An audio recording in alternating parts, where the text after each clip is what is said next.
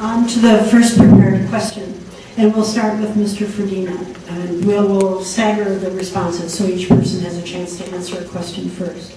The first prepared question, what is your position on Pima Community College's new admissions standards? You have 3 minutes for this. The question is difficult because it's difficult to understand what the admission standards are.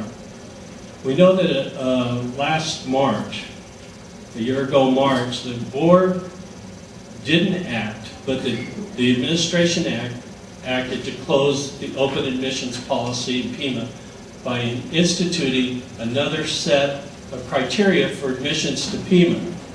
They converted what were assessment placement exams into an admissions exam. And there's been ample evidence that that's a wrong-headed thing to do. You're using an apple when you should be using an orange. You do use assessments to judge whether somebody's acceptable for schooling. The board was then pushed into holding open forums, but they decided to hold the forums during the daytime from 8 to 5, Monday through Friday. And so a group of us had to push again to get them into some irregular hours. Now, that'll become important when we look at the chancellor selection process, because they've done the same thing again. And so the board wasn't very open to hearing what was to be said. They had 5 forums, and they said at the beginning, we're doing this, we're closing admission because it's a financial reason. That was the first one. The second reason they said, no, it's not financial. It's because remediation isn't working.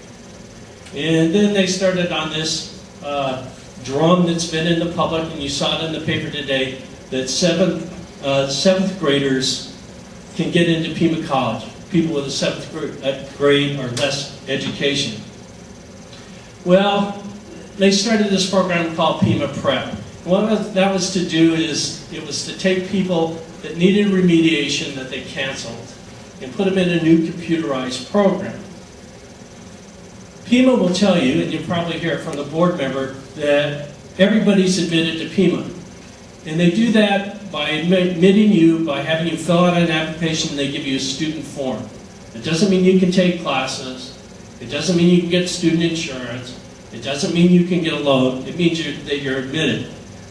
In the Pima program, they've had 9,103 people that were admitted to the program. 7 people had to be referred to adult education. That's 0.08%. So when you hear that 7th grade education as a criterion, it's just bogus. It's like looking for voter fraud.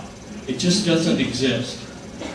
67% of the people of this 9,000 or 6,000 people apparently have walked away to Pima.